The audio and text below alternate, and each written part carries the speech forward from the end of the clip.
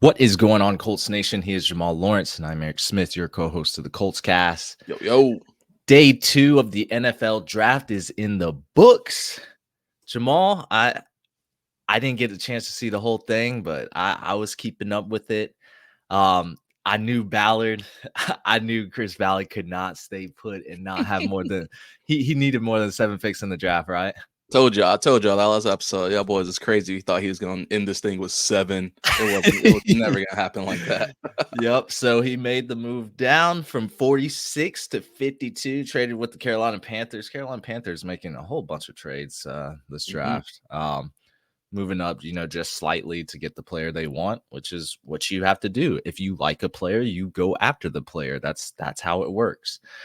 So when they moved down to 52, they said, look, we're about to get this guy by the name of Adonai Mitchell. Texans wide receiver. Jamal, before I let you get into it, I just want to let everybody know you got to hit that like, subscribe button, both of those buttons. And you got to comment below on what you think, because we're not just going to sit here and just talk to you all. I mean, we are because it's a pod, but we want to hear your thoughts, Colts Nation. So let us know. Jamal, Texas wide receiver, Adonai Mitchell. Give me pros and cons. Break it all down, baby. Hey, I mean, I think it goes without saying. We all know he's a speedster. He can create separation. That's first and foremost. That's what we need. That's what we want. We talk about how important it is, especially with somebody like Anthony Richardson, who we know has a cannon of an arm. He wants somebody who can get downfield as quickly as possible. That's what we're getting. But you know what's even better than some of his speed and that separation he can create? My man's hand-eye coordination. He can track any ball that's in the air. It's nuts. If you watch any film on him, you can see whenever the ball's thrown, his eyes are locked on it, and his catch radius is huge. He's going to put his hands out there and try to get anything he can. One drop, Eric, one drop last year in 2023, one drop. Just want to throw that out there. Means those hands are strong. Again, it goes back to when he has an opportunity to get his hands on it, he's coming down with it. That's that Larry Fitzgerald type swag right there, where you don't drop anything. We all know. We all That's know the how that NFL went. comp right there, Larry Fitzgerald. No, I've seen some comps for when people saying CD and stuff like that. I'm gonna let you probably talk about your comp because I know you're probably a little more into that than I am. I just like to appreciate what they are for who they are as individuals. But I will say, in all honesty, I think what he brings to the table is a lot of fun. It's a lot of excitement. But I also am a little concerned about this yards at the catch, because I know we talked about how much of a yards at the catch guy we need or we want, or the Ballard and the company have said, people all about the yak. But he's not really that yak guy. That's just the reality of the situation. Now, is he averaging 15.4 or 15.7 per catch? I think so. And I think a lot of that comes because he's getting that ball and either A, scoring, or B, getting their team in a position for the huge catch. But I will say, we want to see some yards at the catch. And I've seen a couple things that talked about his route tree and how his route tree is good, but he's more of a jack of all trade when it comes to that route tree. He's not really like well defined in one specific thing. So I think that that's just some development things that we'll work on as well with our coaching staff we have out there. But again, all those other traits that he possesses are what Chris Ballard wants. Those things that they can't be taught. So refining the route tree a little bit more, making it a little better, that's no problem. If you're catching 30, 40-yard bombs, I don't care about the yak at that point, because you're getting us downfield to get what we need. So that's what I got to say about it. It's funny that we have a bunch of people talking about we need a yak guy. Did we forget about Michael Pittman Jr.? Did we forget about Josh Downs? Why do we have to have somebody who has to operate in open space, ditch off a defender? I don't know. To me, what the Colts needed was some speed, and they got it, like you said, in Adonai Mitchell. I mean, this guy ran almost a 4.3 40. Like he's got speed, 4.34. 4.34 40-yard dash. I mean, he's got the speed. He explodes off the line. He's got the size. He's got the athleticism, the quickness off his release. I think he's got a combination of everything, kind of like you said, Jamal, a jack of all trades in his route tree. But we're talking about, when you break down his pros, like he's got ability to do almost everything, which makes him a very intriguing prospect. And I'm surprised he fell. This is like the Josh Downs of last year. I'm Mhm. actually I never mocked AD Mitchell in my mock drafts because I thought he would be gone late first round, early second. This guy dropped beneath a lot of wide receivers, and it's kind of got me thinking, like, why did that happen? And I remember, an unnamed GM or executive came out and said AD Mitchell, he has some issues basically off the field, character is in question, and again, unnamed. I put this this is just for fun. I put together this conspiracy theory that Chris Ballard Yeah, I wouldn't be surprised. Yeah, you saw Chris Ballard talking. He was blasting those critics who come out and say that and try to come after a prospect, and he was furious about that. He threw some language in there, but you know, you put that aside. I don't know. AD Mitchell. The one thing I'm probably concerned about is his consistency. He wasn't doing this every game. Mhm. I felt like he wasn't consistent in that part, so maybe the motor or the drive isn't always there. So I'm really hoping the Colts can get him right. It seems like he doesn't have a character issue because why would Chris Ballard draft him? Chris Ballard is a character guy, so he did his DD. That whole front staff did, and they got the guy they want. So he just needs that willingness to want to be coached, want to get better, want to refine his skills and flesh out everything that's, essentially a weakness for him. Because AD Mitchell, I believe, can be one of the best wide receivers coming out this draft. I hey, I'm being see, y'all swear by these first round receivers, but really when we talk about the best receivers in the NFL, they didn't all come from the first round. I bet you a majority came from day 2 and day 3. If y'all were willing to bet on that. Look, I'm telling you, AD Mitchell, if y'all seen that Alabama game, man, that man flashed. He's gonna give corners problems at the next level. I think this guy is legit. I'm glad we grabbed him. Let's get it. Absolutely, absolutely. Next up for us, with our third round pick, we had Matt Goncalves. Eric, you want to talk about him for a little bit? Let us know what you feel about him, or you want me to talk about him? Don't matter. Versatility, I think. So the pick surprised me because I was like, why'd we take a Hmm. tackle here in the third round? But then I thought about it. Braden Smith missed what 7 games last season. Blake Freeland was a little chop. He's rookie. He was a rookie. He was choppy. So in my Chris Ballard mind, I'm delving right into that mind. We can always build on the offensive line depth. We have a lot of injuries in that department every year. So if you get somebody that can be a swing tackle or a swing guard, doesn't matter because when I think about this guy, he's versatile in that aspect. So he can play tackle, he can play guard. I think he's got some great physical traits.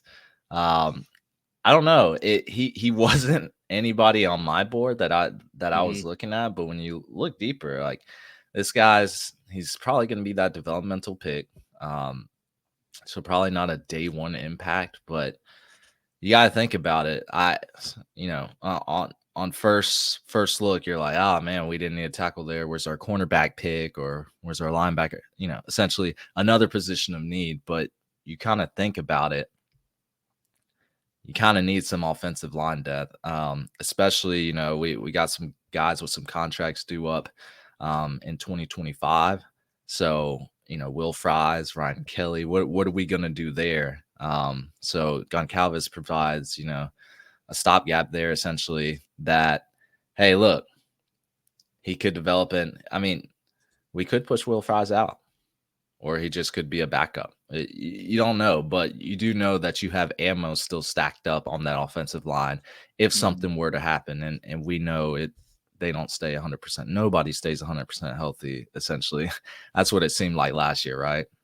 Yeah, absolutely. I mean, injuries have always been the key factor. I mean, these guys are in the trenches, man. They're playing every single down of every single game. They're the only position on the team, really, besides the quarterback, who doesn't get a break the entire game. So the injuries are bound to happen when you're getting a meet contact over and over and over. And so, like you said, Eric, I really thought that maybe we would have gone with guard at this point, but going back to being able to be a swing player like he can be, I wouldn't be surprised in the slightest bit to see him bump down to guard and learn there. I mean, 6'6", 327, 97.3 pass block efficiency, and 85.5 power run block grade according to PFF. I think that he could definitely be a interior O line piece that could help benefit the team. Now, Or go or ahead. Or so Braden Smith played guard, right? In college. yeah, So I don't know, man. Yeah, Ballard might be mixing some chemicals up in the in the laboratory. I don't know what he's doing, but go ahead. I don't know. So I would have to think about that for a while if I want Braden to drop down or bounce into guard. I definitely think he thrives at the tackle spot. I would, man, that's tough, dude. I got to think about that over the next I know. couple. It's just, Yeah, it was just that's a a good point. thought. It's Hey, it's a good thought. It's a good thought. I will say though, I think that he could definitely come in, and if I'm Ballard and I'm thinking Ballard wise, and I'm going to get a player, who I think that we need to develop. And again, like you said, I don't think he's a day one starter by any means, but we've seen a couple players have to get thrown to the fire, and that's yeah. just the way life works. I would like for him to be in a cushion spot in between a Braden Smith and a Ryan Kelly, where he has optimal, professional ears around him the entire time to help guide him throughout this. So I think that he could definitely have the the opportunity to thrive in this offensive setting, especially if he is bumped in. But who knows? I mean, you got the wheels turning now. I can't stop thinking about if Braden was to drop down to guards. I kind of lost my train of thought when you said that. Well, But yeah. I mean, the Colts traded up. We didn't say this, but the Colts did trade up for Goncalves. So there's yeah, something they saw yeah, in him that was like, hey, look, we got to have this guy. He might be gone in the next 3 picks. So they trade up from 82 to 79 for him with the Arizona Cardinals. But hmm he's been regarded as a key pass blocker. Like he's yeah, really good in that department. And we saw last season Blake Freeland, he suffered in that department hmm as a rookie, again, as a rookie. So you got to think maybe they are trying to optimize this offensive line because that's the spine of this offense. If that's runs well, our run game is going to be moving swell. Our pass game is just going to improve from there. Anthony Richardson is going to have more time to process things on the field. It hmm just gets better.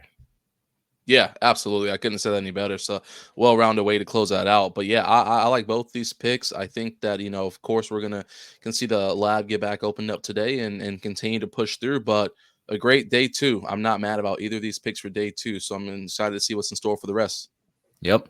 I'm not mad about it either. I'm super excited about Adonai Mitchell. We've Yeah. been wanting another playmaker. I'm interested to see Colts Nation's comments on Adonai Mitchell because I don't think he was even on a lot of y'all's radar. Because hmm I remember the receivers y'all wanted. I do not remember hearing Adonai Mitchell. I don't think a lot of people did. I I I thought he was out of our reach unless we traded back, and here we hmm are. I mean, we got him at pick 52. So, let us know your thoughts. Matt Goncalves, I would say is a good pick right now, but we have to see what happens. But again, I'm not mad at the pick like some Titans fans were at Devontae Sweat, but that's neither here nor there. We have been doing well from day one to day two. We'll see what happens day three. That's when all the other picks happen, and we're gonna see what happens because we still got to fill out a lot of other picks. We got a lot of extra picks too. So Oh yeah. yeah, what's up? That's Anything else? that's it for me, man. That's it for me until we start up day three. Let's get it going. We need to draft a secondary, like a safety, cornerback. You got to do it, or Oh, you I gotta might go trust the into young guys. cardiac You gotta arrest. trust the young guys. Uh, These guys, I'm sorry, you gotta trust the guys. They're not young anymore. They're uh, tenured now. if he don't, They're tenured, bro. They're tenured. four, They're fourth or tenured. fifth round, yo, if I don't see a cornerback in the fourth or fifth round, Nah, Cam Hart about to get drafted. Did he get drafted yesterday? No, he I'm didn't get not drafted. sure. I I need to think see. he'll. A They're lot of gonna make a corners push for him today. A lot of corners went in the second round. I think Yeah. so. Let's talk about. I think that's why Chris Ballard traded back because I mean I'm pretty sure I saw like Cooper DeJean, Kool-Aid. I saw Mhm. like 4 corners going to roll, Back to then back to back, yeah. another 2 or 3. Yep, it was a heavy corner draft, and Colts saw that they didn't want to trade up. Chris Ballard ain't trading up, so they Nah. just traded back and said, "All right, let's get an elite playmaker." And they're gonna I hope fish for some secondary positions in the next few picks. We'll see. Hey, we'll see. Hey, that's gonna be it for us, everyone. Thank you for listening to the Colts Cast today. We're live on Apple Podcasts, Spotify, YouTube, or any platform you use to listen to podcasts. We'll be back next time to give you some more Indianapolis Colts content. Y'all take care. Take care.